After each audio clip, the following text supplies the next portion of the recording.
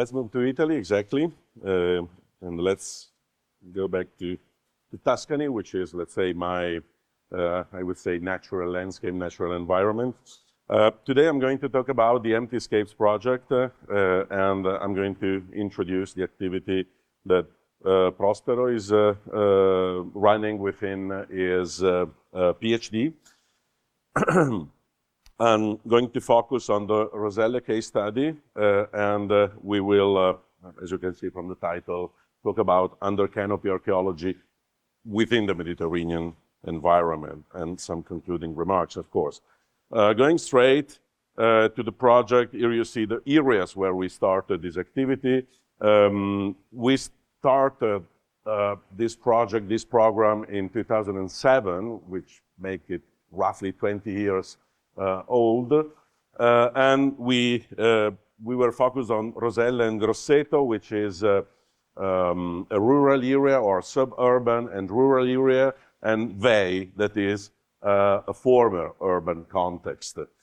And then, I mean, this approach, and that's why I call initiative, because it has been spread across Italy in other areas. So in the Venetian plain, in the area around Bologna, in Lazio, and so on.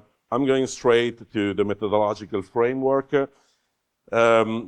I would say that, of course, this framework has been developed across time and has been developed to answer questions and to fix issues. As you know, the Mediterranean area, generally speaking, and Italy, is not always suitable for aerial archaeology. There are some areas that are absolutely outstanding. I'm thinking about the Tavoliere, but Tuscany, for instance, is not that easy, to get good outcomes, and the density of information that is available in the UK, for instance, or elsewhere. So that's why we, this framework is the current, I would say, outcome of a constant research in looking for methodology that allow us to get information.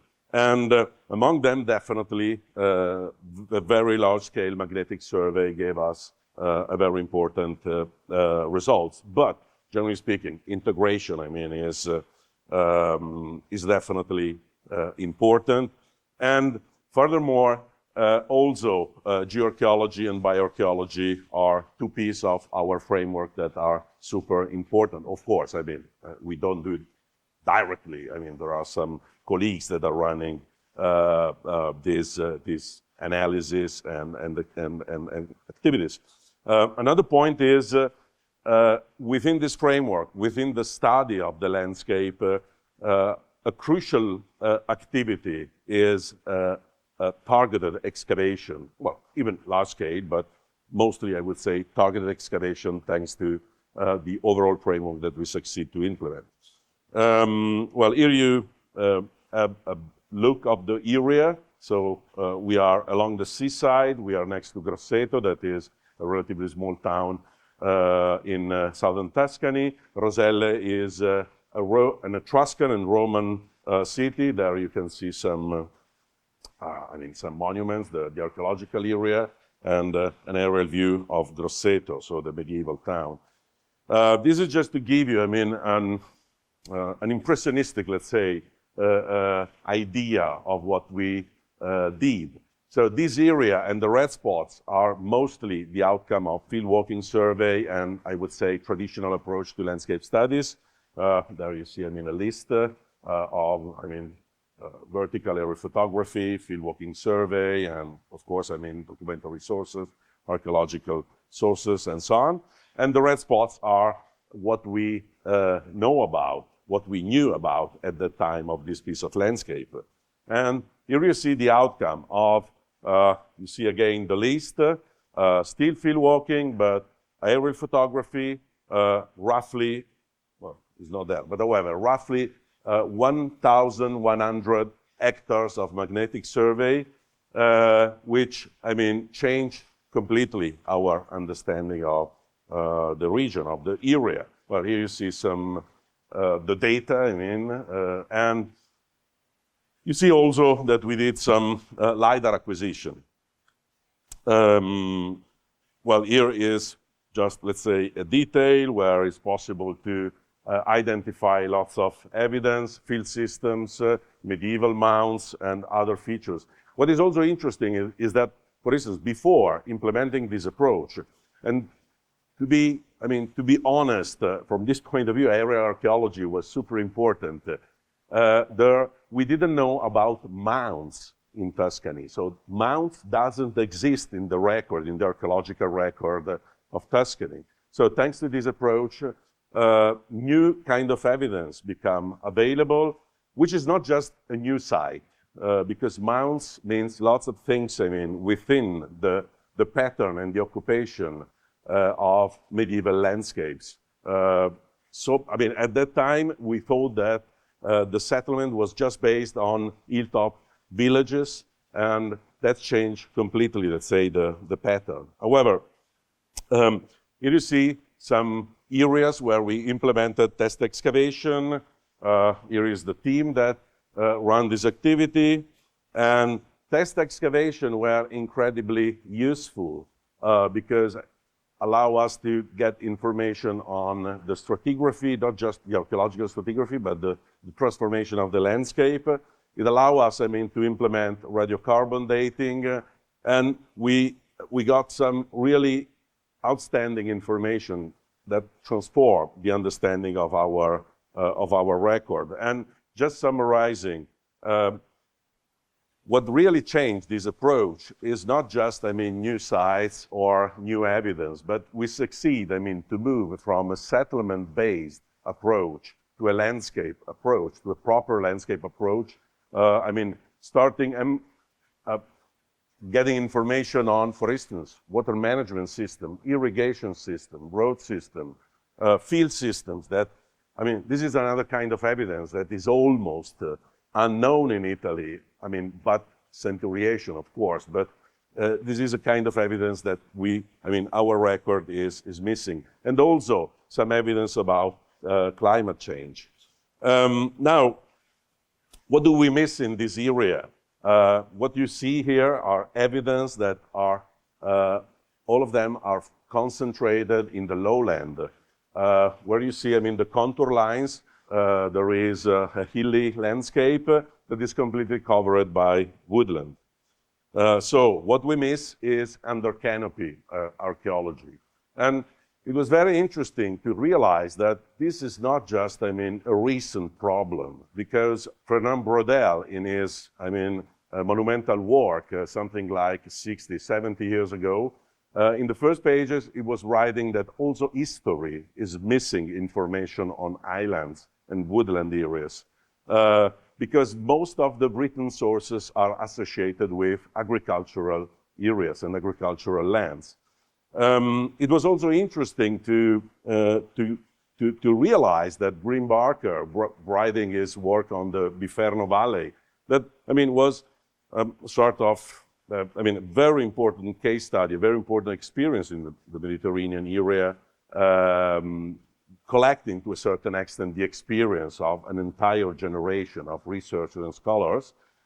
He said, well, we did an amazing work collecting lots of information. He was also, experimenting new approaches, geophysics and so on. But he said, we don't know anything about woodland areas so far. So, is an old issue.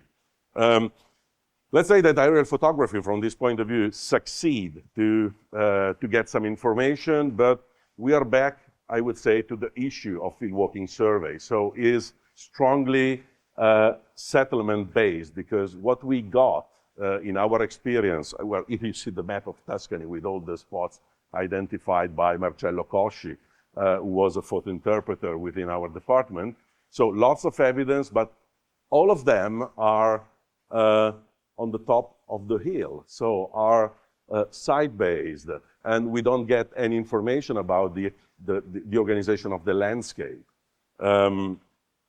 So we started pretty early, and thanks, also to this community, to the relationship with the National Environmental Agency to collect the first sample of LiDAR data. But I mean, our first attempt were not particularly successful, I would say. We succeeded to spot what we already almost knew. So we in 2015 and more recently in this year, we did a survey of the activities that has been run in the Mediterranean area, or generally speaking, in Europe and in the Mediterranean area. And we realized that very few successful case studies are available for the Mediterranean. So we thought, sorry. So I mean, the answer we gave to this overall framework was that, I mean, the Mediterranean canopy and the Mediterranean woodland present particular issues. So the density, the scrub, low vegetation, which don't allow to get very good outcomes. And the problem, in our view, could be solved by increasing the resolution. That's why, I mean, we started an experience by using drones. Well, here you see, this is the recopter, I mean, a pocket drone. And this is another system. But however, we did a test bed, and this is a very small area next to Roselle. And this was very interesting because the density of the data collection was good enough to go on the canopy and to see, I mean, as you can see, the morphology, some features associated with terraces, road systems, and so on. Now I give the podium to Prospero, who is going to tell you about, I mean, the most recent experience and the work that we did. Okay, yeah. Thank you.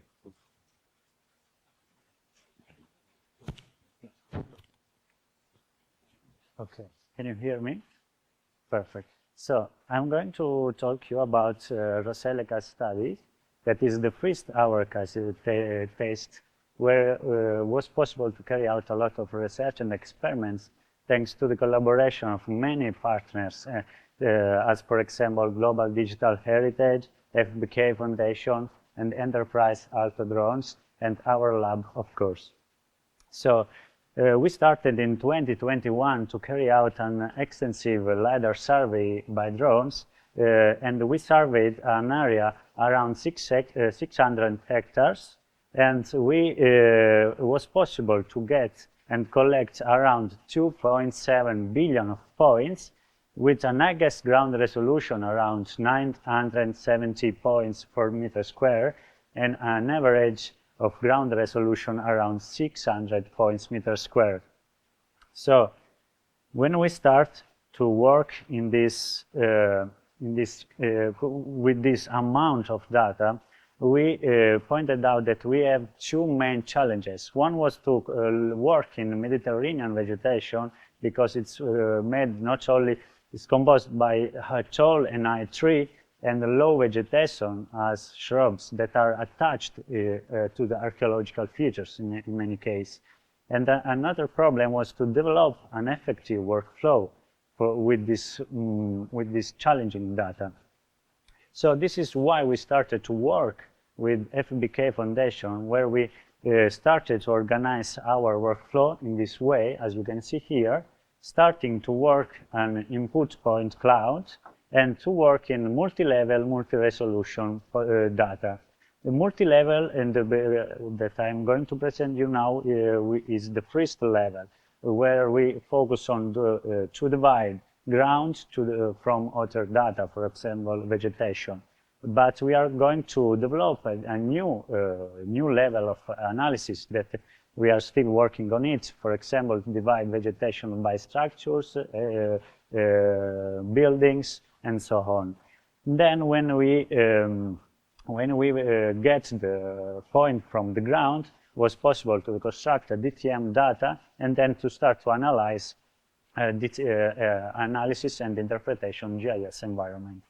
So in the beginning, what we started to work was to analyze our point cloud analyzing to geometrical features, as for example linearity, planarity, verticality, and sphericity in a different radii and resolution. Thanks to this, was possible at the beginning to work on machine learning approach, where we manually annotated the point clouds, looking for structure, vegetation, and ground. Then when we organized our training set, we started to validate our data in validation set, and then to extend our analysis to the entire data set. But we moved, and our experience in the deep learning approach, analyzing what was ground, what was vegetation in the beginning, and the results are pretty nice and perfect for us actually. Not so perfect, but so good, and allowed us to develop the DTM and to move this and use the DTM in a GIS environment, where we, thanks to the RFG plugin, was possible to analyze different potential structure and visualize better our results. So when we, at this point, we start to ask ourselves, what do we miss? In these images, you can see what was possible to analyze thanks to magnetometric and aerial survey. As you can see, we get a lot of good results from valley, but we are still missing information around the hills because they are covered by vegetation. So the answer was a lot of anthropic and archaeological landscapes. As you can see, now we are populating our maps and geographical information in the landscapes with a lot, thousands of archaeological features. So this is Roselle without LiDAR, and this is Roselle with LiDAR data. And the results are still ongoing. They are not the final results. Now I want just focus on two little spots. One is this one, and this is how it appears when we saw this part from satellite images and aerial view. This is the first analysis, local dominance. As here you can just start to see some little dots in white. This is sky view analysis, and the dots are visible now in black because they are the holes. And what we discovered that this is an Etruscan graves tombs. We checked by field working, and that they are an Etruscan necropolis. Another part that I want to show you is this part of Moscona, the top of the Moscona. This is analysis, and now we are going to focus on this part. This is how it appears in the beginning from aerial view. And as you can see, it's clear visible this structure, this round structure is a medieval tower. Then, thanks to the sky view factors analysis, we are starting to observe some structure inside the fortification. This is the local dominance analysis. And now we are, it's possible to observe and enter a lot of evidence inside the structure, as for example, dwellings, and also structure outside, pits, and some other features that we need to check on the field in the next months.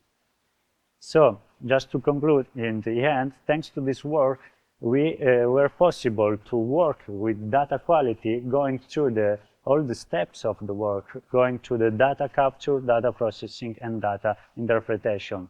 This experience allowed us to transfer our experience in another case studies in the Mediterranean, and then to start to observe and analysis and get information, archaeological information from the Mediterranean context. But we are going also to explore new possibilities, as for example the new sensor, for example multispectral LiDAR, and we also need to improve our AI approach to data processing. So I finish. Thanks to all for attention, and I think we are in time.